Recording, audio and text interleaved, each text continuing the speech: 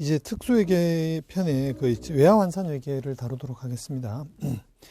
외화환산회계에서 일단 제일 먼저 중요한 부분은 이제 기능통화에 대한 내용인데, 자, 1번 문제를 풀어보도록 하죠. 1번 문제. 기능통화를 결정할 때 고려해야 될 사항이 아닌 것은 이렇게 되어 있습니다. 그 1번 지문, 회사의 본사가 소재한 국가의 통화. 회사의 소재, 기업의 기준에 보면 회사의 본사가 소재한 국가의 통화는 고려 대상에 포함되어 있지 않습니다. 그래서 고려해야 될 내용들을 보시면 이제 2번, 3번, 4번, 5번 지문이 해당하는데요. 2번 지문, 재화와 용역의 공급 가격을 주로 결정하는 경쟁 요인과 법규가 있는 국가의 통화. 세 번째, 재화를 공급하거나 용역을 제공하는데 드는 노무원가, 재료원가, 그 밖의 원가에 주로 영향을 미치는 통화. 그 다음에 재무활동으로 조달되는 통화, 영업활동에서 유입되어 통상적으로 보유하는 통화, 이런 내용들이 되겠습니다. 답은 1번이 됐고요. 자, 그 다음에 이제 외환 차손익에 대한 설명입니다. 자, 내용 한번 보시죠. 2000X4년 11월 10일 주식회사 삼척무역, 결산일 12월 31일은 미국 소재 주식회사 다저스로부터 상품 완부를 30일 후 결제 조건으로 매입을 했습니다. 수입 당일 적용 환율은 1불당 1,000원이었고요. 회사의 기능통화, 표시통화는 원화이다. 그리고 회사는 일반 기업의 기준을 적용하고 결산일은 12월 31일이다. 뭐 이렇게 되어 있는데, 자, 결제 시점에서 환율이 1,010원이었다면 회사가 결제일에 인식할 외환차손은 얼마냐, 이렇게 되어 있습니다. 자, 회사가 상품을 매입했잖아요. 회사가 부채를 가지고 있는데, 부채를, 여러분 일단 이런 문제를 풀 때는요, 회계학이라 생각하지 마시고, 회사가 얼마의 이익을 받는지 손해를 받는지 그냥 이걸 조금 생각해 보시면 풀 수 있는 문제인데요. 자, 최초에 11월 10일 날 우리가 매입 채무가 발생했잖아요. 매입 채무가 발생할 때 2000X4년 11월 10일 날 회사에 매입 채무가 발생했을 텐데, 차변에는 상품이 들어오고 대변에는 이제 매입 채무가 발생했을 텐데, 매입 채무가 얼마가 될까요? 보시면 만불인데 이때 환율이 1,000원이잖아요. 그러니까 1,000만 원이 될 거라고요. 1,000만 원이 되고 상품도 1,000만 원이 계산이 됐겠죠. 자, 그랬는데 한 달 뒤에 2000X4년 12월 10일 날 회사가 지급해야 되는 현금은 얼마가 됩니까? 자, 일단 장부에 계산된 매입 채무는 1,000만 원이지만 회사가 지급해야 하는 현금은 결국 만불을 지급해야 되는데, 이때 환율을 보니까 1,000원이 아니라 1,010원이 됐다는 거잖아요. 1,010원이 돼서 결국 회사가 지급해야 되는 돈은 1,010만 원을 지급을 해야 되는 거잖아요. 즉 최초에 잡았던 그 금액보다 조금 더 지급을 해야 되는 거죠. 그러니까 회사는 요만큼 10만 원만큼이 뭐죠? 그래서 외환 차손이 되는 거죠. 10만 원만큼. 그래서 외환 차손이 10만 원만큼 잡힌다는 것입니다. 그냥 이렇게 하시면. 자, 그 다음에 이제 그 두 번째 문항 보시면요. 결제 시점이 2000X4년 12월 10일 날 환율이 980원이라면 회사 결제일에 인식해야 될 외환 차손을 구하시오. 이렇게 되어 있는데, 자, 그래서 요거는 이제 요게 그 1번 문항이었고요. 자, 이제 2번 문항 보시면 만약에 1,010원이 아니라 2000X4년 12월 10일 날 받아야 될, 일단 매입 채무가 1,000만 원 제거돼야 되는 거는 똑같고요. 그 다음에 회사가 지급해야 될 현금이 얼마인지를 생각해 보면, 자, 1,000불에 대해 가지고, 만불에 대해 가지고 환율이 980원이잖아요. 그러니까 얼마가 돼요? 980만 원이 지급되겠죠. 따라서 회사는 얼마가 된다? 결국 외환, 여기 20만 원만큼은 덜 지급하면 되는 거잖아요. 그래서 외환 차익이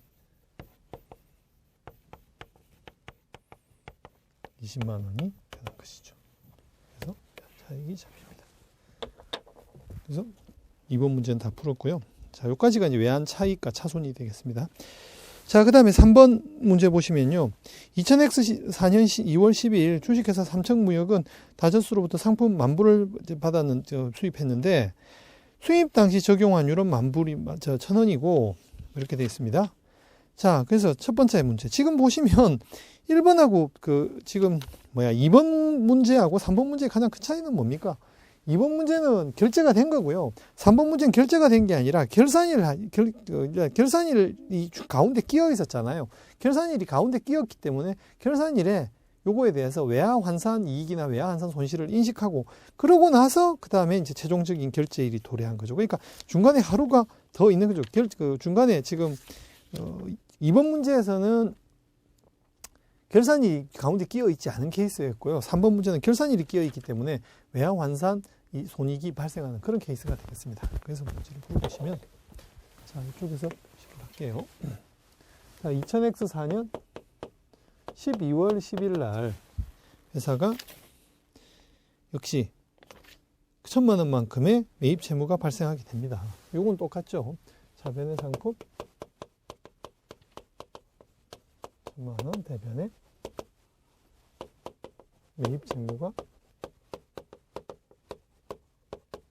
1,000만 원이 발생하겠죠. 예. 만불인데 환율은 1,000원이었으니까요.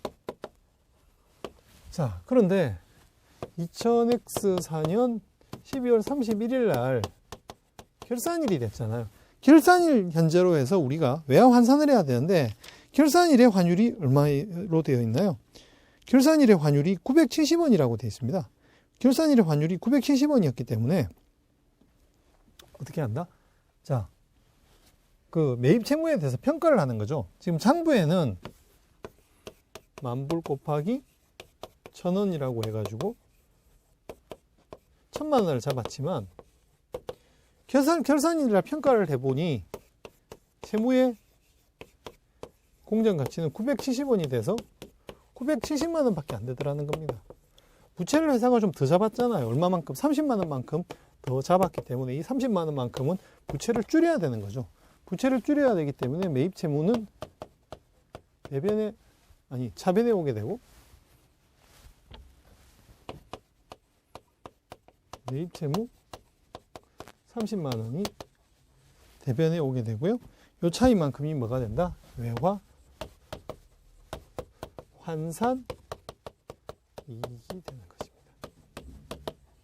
아시겠죠? 예, 이만큼이 외화 환산 이익이 되는 것이다. 자, 그랬는데 만약에 여기 이제 보면 그랬었는데 결제일 당시에 2000X 5년 11월 11일 날 환율이 다시 1,010원이 됐습니다. 1,010원이 됐다면 어떻게 됩니까? 1,010원이 되게 되면 이제 그랬는데 2000X 5년 1월 10일 날 1,010원이 환율이 다시 1,010원이 됐다는 거죠. 그러니까 회사가 실제로 지급한 금액은 얼마? 1,010원을 지급을 하게 됩니다. 따라서 1,010만 원을 지급하게 되는데 자, 회사가 계상한 매입 채무는 얼마죠? 지금 970만 원으로 줄어져 있잖아요. 그래서 제거될 매입 채무는 970만 원인데 회사가 지급할 현금은 1,010만 원이 되는 거죠. 따라서 이 차이만큼이 뭘로 간다? 외환 차손이 되는 거죠. 그래서 40만.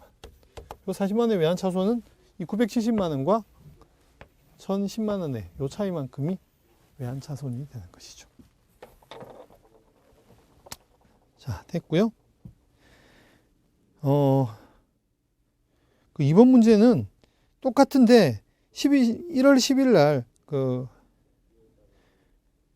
10일 날 1월 10일 날의 환율만 다르죠. 지금 1월 10일 날 환율이 1,010원인 경우였고 이번 문제는 1월 10일 날 환율이 980원이라면 얼마냐라는 건데 환율이 980원이면 어떻게 돼요?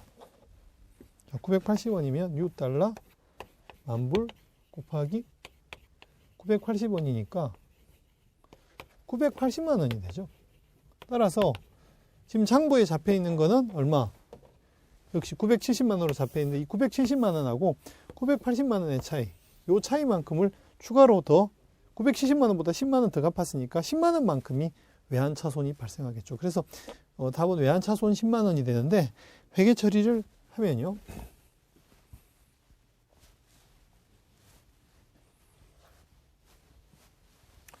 지금 제가 여기 썼던 거, 요게 이제 1번 그 첫 번째 문항이었고, 두 번째 문항을 보면 2000X 5년 11월 10일 날 회사의 매입 채무는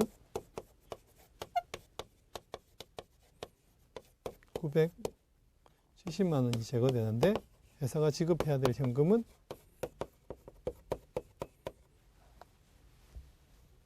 980만 원이기 때문에, 따라서 뭐가 된다? 요 차이만큼이 외환 차손이 돼야 된다는 거죠. 그래서 요만큼의 외환 차손을 계산을 하시면 되겠다라는 겁니다. 자, 됐고요. 이제 그 다음 4번 문제로 넘어가도록 하겠습니다. 비화폐성 자산의 비화폐성 자산의 환율 변동 효과하고 원가 모형 이렇게 되어 있습니다. 자, 주3층은 2000X 5년 5월 1일 날 미국 소재 토지를 만불에 취득했습니다. 사업 확장 계획을 취소함에 따라 2000X 5년 4월 1일에 토지 전체를 13,000불에 매각 처분했습니다. 회사 2000X 4년 말 현재 토지의 공정 가치는 11,000불이었고요. 기능 통화, 표시 통화는 원화, 환율은 다음과 같다 해서 취득일 현재 환율은 1,000원, 12월 31일 날 환율은 970원, 2000X 5년 4월 1일 환율은 980원이었다는 겁니다. 자, 원가 모형을 적용한다고 되어 있습니다. 여러분들 이쪽을 이제 공부하실 때 기억하셔야 되는 내용 중에 하나가 화폐성 항목이냐 비화폐성 항목이냐라는 걸 먼저 기억을 하셔야 되는데요. 이 화폐성 항목과 비화폐성 항목의 차이는 어떤 거냐면, 화폐성 항목은 해당되는 자산이나 부채가 제거가 될 때 확정된 금액으로 제거가 되는 경우를 얘기합니다. 예를 들자면 매입 채무나 매출 채권을 생각해 봅시다. 매출 채권이 제거되려면 뭐죠? 그 계산되어 있는 확정된 금액이 현금이 들어와야지, 또는 매입 채무 확정된 금액이 나가야지 기본적으로 장부에서 제거가 되겠죠. 그런데 거기에 비해 가지고 재고 자산 같은 경우는 어떻게 됩니까? 재고 자산이 제거되면서 얼마의 현금이 들어올지는 모르죠. 얼마에 팔지 모르는 거니까. 그래서 재고 자산은 대표적인 비화폐성 자산이 되고, 매출 채권이나 매입 채무는 대표적인 화폐성 자산이 되는데, 다시 3번 문제 보세요. 회사가 보유하고 있는 토지인데요. 토지는 여러분들 생각에 화폐성 자산인 것 같습니까? 비화폐성 자산인 것 같습니까? 비화폐성 자산이죠. 토지가 매각이 됐을 때 얼마가 들어와야 될지 장부가액으로 이렇게 확정되어 있는 그런 금액이 아니잖아요. 그래서 이게 대표적인 비화폐성 자산인데, 기본적으로 외화환산은 화폐성 자산에 대해서 하는 것이지 비화폐성 자산에 대해서 외화환산을 하지 않습니다. 하지만 비화폐성 자산이라고 하더라도 공정가치 평가를 하는 경우에 대해 가지고는 외화환산을 해야 되는데, 지금 보시면 4번 문제가 보면 원가 모형이잖아요. 토지니까 원칙적으로 하지 않는데 또 원가 모형을 적용한다고 되어 있기 때문에, 원가 모형을 적용한다는 얘기는 토지에 대한 재평가에 대한 회계 처리를 하지 않는다는 뜻이거든요. 시가평가를 하지 않기 때문에 결국은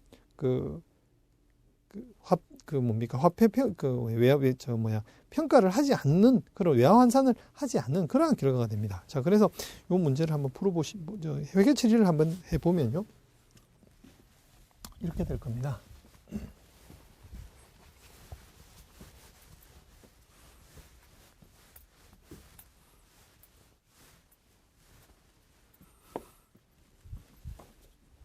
자, 2000X 4년 5월 1일 날 해당되는 토지를 취득을 했습니다. 그래서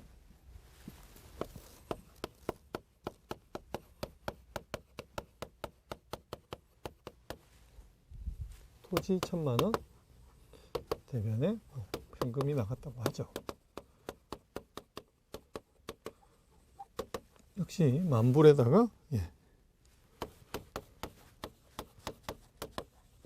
환율이 1,000원이니까요. 이거잖아요. 자, 그랬는데 원가 모형이기 때문에 2000X 4년 12월 31일 날 어떠한 회계 처리도 하지 않습니다. 이게 재평가 모형이었으면 회계 처리를 해야 되거든요. 근데 원가 모형이기 때문에 별다른 회계 처리를 하지 않습니다. 그랬다가, 자, 처분이 2000X 5년 4월 1일 날 일어났습니다. 그러니까 회사에 유입되는 현금은 얼마가 유입되느냐 하면, 얼마가 들어옵니까? 13,000불이었고, 이때 환율이 980원입니다. 따라서 1274만 원만큼의 현금이 들어오는데 제거되는 토지는 여기 1000만 원이잖아요. 제거되는 토지는 1000만 원이기 때문에 처분이익이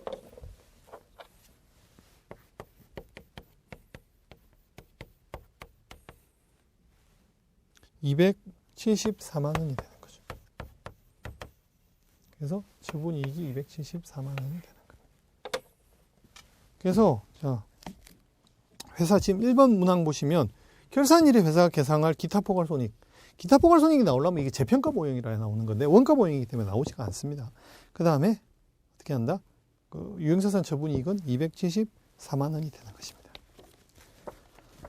자, 이제 5번 문제를 보시면요.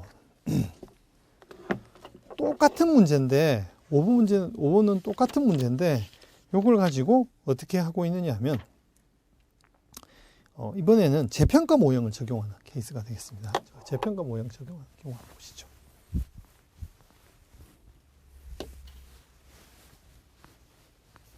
재평가 모형을 적용한다는 것은 이제 2000X4년 결산기 말에 그 토지에 대한 시가평가를 했다는 얘기거든요. 자, 그래서 일단 2000X4년 5월 1일은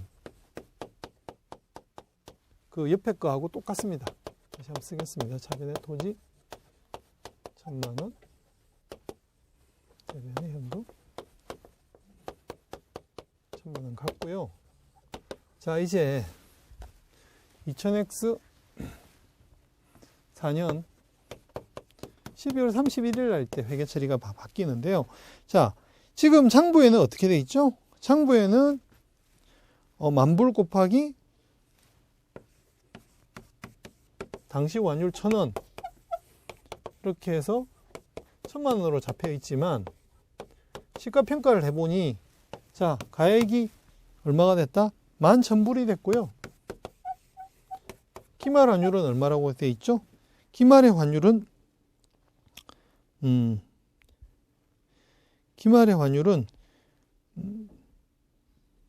970원이 되어 있죠. 그래서 보시면 970원이 돼서 요거를 왜 보시면 얼마가 됩니까? 1067만 원이 되죠. 그래서 1067만 원. 1067만 원이 되는 거잖아요. 그래서 회사가 계상해야 할 회사가 계상해야 할 그래서 이걸로 계산해 보면 차이가 얼마가 생깁니까? 67만 원만큼의 차이가 생기죠. 67만 원의 차이만큼을 차변의 토지 67만 원 대변의 재평가 잉여금 67만 원 이렇게 표시해야 된다는 것입니다. 아시겠죠? 그래서 이제 67만 원만큼의 재평가 잉여금이 생기는 거죠. 그래서 67만 원만큼 재평가 잉여금을 잡으시면 되는 것이고요. 자, 그래서 2000X4년 12월 31일은 이렇게 회계 처리를 하면 되겠습니다. 자, 그 다음에 이제 2000X5년 4월 1일 날 우리가 처분이 됐잖아요. 2000X5년 4월 1일 날 처분이 됐기 때문에 지금 요만큼의 이제 재평가 잉여금을 잡으면 되는 것이었고요. 자, 2000X5년 4월 1일 날 이제 처분하는데 회사에 유입된 현금은 옆에랑 똑같겠죠. 1274만 원의 현금이 들어올 것이고요. 자, 제거돼야 되는 토지는 얼마가 제거돼야 되죠? 현재 장부가가 1067만 원으로 되어 있잖아요. 그래서 1067만 원이 제거가 되고요. 따라서 처분이익은 얼마가 되죠? 처분이익이 207만 원이 되겠죠. 그래서 처분이익은 207만 원이 되겠습니다. 그래서 처분이익은 207만 원이 되겠죠. 그래서 회사가 2000X4년 결산일에 계상할 기타 포괄손익은 재평가 잉여금을 계상한 67만 원이 되는 것이고 유형자산 처분이익은 얼마가 되느냐 하면 207만 원이 돼야지 되는 것입니다. 됐고요. 자, 그 다음에 6번 문제 보겠습니다. 6번 문제는 이게 은근히 좀 계산을 할 게 좀 복잡한데요. 자, 일단 문제 한번 보시면 주3층은 한국에 소재한 기업으로 기능통화, 표식통화가 원화이다. 미국 소재 자회사인 삼청 USA로부터 다음과 같은 영업 결과를 보고받았다. 이렇게 돼 있고 재무상태표, 손익계산서, 그리고 환율이 주어져 있습니다. 이렇게 돼 있는데, 자, 화폐성 비화폐성법을 적용하는 경우에 그 해외사업 환산손익, 그 다음에 현행환율법을 적용하는 경우에 외화환산 손익을 여러분들 그 책에서 표시를 하고 있는데요. 제 생각에 문제가 이 정도 사이즈, 이 정도 크기의 사이즈가 이제 나오기는 쉽지 않을 거라고 생각이 드는데, 어쨌든 교재에서 소개하고 있기 때문에 제가 한번 문제로 내봤습니다. 한번 문제를 풀어보도록 하시죠.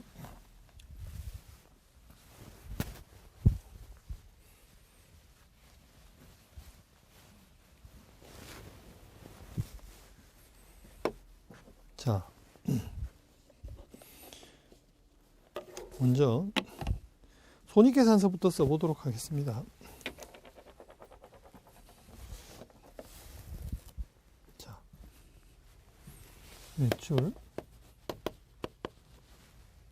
매출원가, 그 다음에 판매비와 관리비,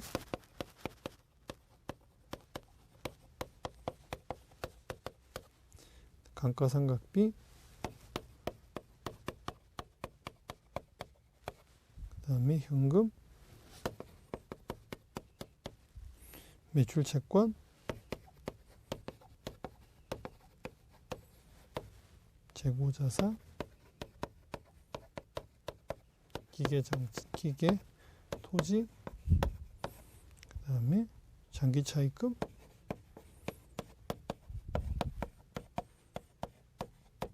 요 정도 쓰시면 될 것 같네요. 자, 이제 여기에 이제 적용해야 될 환율인데요.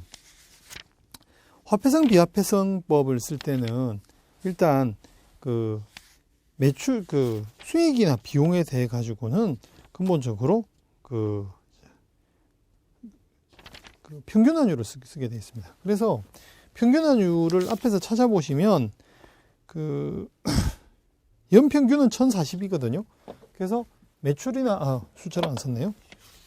매출이 61, 그 다음에 매출원가가 42만 3천, 그 다음에 판매비와 관리비가 67, 6만 7천, 그 다음에 3만 4천 이렇게 돼 있는데, 여기 환율을 적용할 때 매출원가, 감가상각, 판매비와 관리비, 감가상각비 다 기본적으로 평균환율을 적용하는데, 여기서 이제 좀 여러분들 감가상각비는 이제 역사적 환율입니다.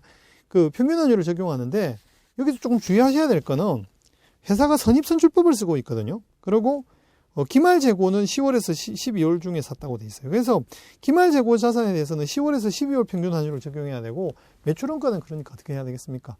1월에서 9월까지의 평균환율을 적용해야 되는 것입니다. 그래서 매출에 대해서는 1040을 적용을 하고요. 매출과 판매관리비 여기에 1040을 적용하고, 매출원가에 대해서는 1030을 적용해야 하는 것입니다. 아시겠죠? 요게 뭐 이제 문제를 풀 때 약간 함정이 될 수 있겠죠. 그 다음에 요 감가상각비는 최초에 그 해당되는 유형자산의 취득시의 환율인데, 그 문제를 보면 이게 해당되는 기계장치의 취득 시점이 회사 설립대로 되어 있습니다. 그러다 보니까 기초환율인 1,000원으로 가야 된다는 거죠. 자, 그 다음에 현금을 보시면 이제 15,300, 그 다음에 매출채권 15만 7천, 재고자산 14,400, 그 다음에 토지가 먼저네요. 토지, 기계. 토지가 보면 3만, 기계가 거꾸로 썼나요? 죄송합니다. 기계를 먼저 썼어요. 기계, 토지. 기계가 14만, 토지가 3만, 장기 차입금이 19만 5천인데, 자, 요거를 여기다가 환율을 적용할 때는요. 일단 화폐상 자산에 대해서는 기말 환율을 적용합니다. 화폐상 자산은 어떤 거 있습니까? 현금, 매출 채권, 또 장기 차입금. 요거는 화폐상 자산 부채죠. 그래서 화폐상 자산은 기말 환율인 1,100원을 적용합니다. 그리고 장기 차입금까지 1,100원을 적용하고요. 그다음에 재고자산, 기계장치, 토지는 역사적 환율을 적용하는데 재고자산은 언제 매입했다고 됐습니까? 그 10월부터 12월까지 평균적으로 샀기 때문에 4분기 평균 환율인 1,070원이 가야 되고요. 기계하고 토지는 회사 기초 시점에서 매입했다고 되어 있기 때문에 1,000원의 환율을 적용한다는 거죠.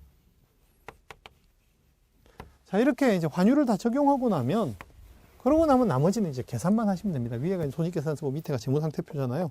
그래서 그 이제 해답을 보시면 그 차이가 발생을 하게 되는데, 당연히 지금 요걸로도 해보면 당연히 차대가 맞겠지만 다른 환율을 적용했기 때문에 차대변 간에 차이가 발생하겠죠. 그래서 구해보시면 이제 자산의 합계가 여기 재무상태표를 구해보시면 자산의 합계가 뭐죠? 6억 2,361만 원이 되고, 그다음에 부채와 자본의 합계액을 그냥 계산해 보시면 6억 2,536만 원이 되잖아요. 그래서 요 차이만큼이 이제 그 자산이 그만큼 지금 부족하게 되는데, 자산이 부족한 요 금액만큼에 대해 가지고 어떻게 한다? 해외사업 환산 손실로 잡는다는 거죠. 그래서 175만 원만큼의 해외사업 환산 손실이 생긴다는 겁니다. 아시겠죠? 그래서 그 적용해야 될 환율만 주의하시면 되겠습니다. 자, 여기 비해 가지고 이제 그 옆에 나오는 현행환율법을 한번 살펴보도록 하시죠. 현행환율법도 뭐 그 쓰는 요령은 똑같고요. 이제 적용하는 환율만 달라질 텐데, 일단 현행환율법에서는 손익계산서에서는 항상 그냥 아까처럼 뭐 기간 이런 거 따지지 않고 그냥 기본적으로 그 거래일의 환율 또는 평균 환율이기 때문에 그냥 이거에 대해 가지고 평균 환율인 1,040원을 모조리 다 손익계산서에 대해서는 적용을 하시면 됩니다. 1,040원의 환율을 손익계산서에 대해서 적용을 하시고요. 그 다음에 자산과 부채에 대해 가지고는 다 모조리 다 기말 환율인 1,100원을 적용합니다. 1,100 다 1,100을 적용합니다. 자, 이렇게 하면 역시 또 그 자산의 합계와 부채와 자본의 합계가 차이가 날 텐데, 이번에 그 차이를 구해 보시면 이번에는 어디가 큽니까? 자산이 이번에는 크죠. 자산이 크기 때문에 이번에는 그 이익이 된다는 거죠. 지금 그 차이 금액만 제가 표시를 하니까 이게 차이 금액은 절대값이잖아요, 지금. 그러니까 그 첫 번째 문항에서는 자산이 부족하니까 그만큼 손실이 되는 거고요. 그다음에 지금 2번 같은 경우에는 자산이 그 부채 더하기 자본의 합계를 초과하잖아요. 이렇게 되니까 이익이 되는 것입니다. 그래서 이렇게 계산을 해보시면 여기 해외사업 환산 손익을 계산할 수 있는 건데요. 문제 자체가 크긴 한데 적용되는 환율만 여러분들이 똑똑하게 정리를 하시면 크게 어려움이 없는 그런 내용들이라고 생각이 됩니다. 자, 그래서 일단 외화 환산에 대한 내용은 여기까지 설명을 드리고 마치도록 하겠습니다.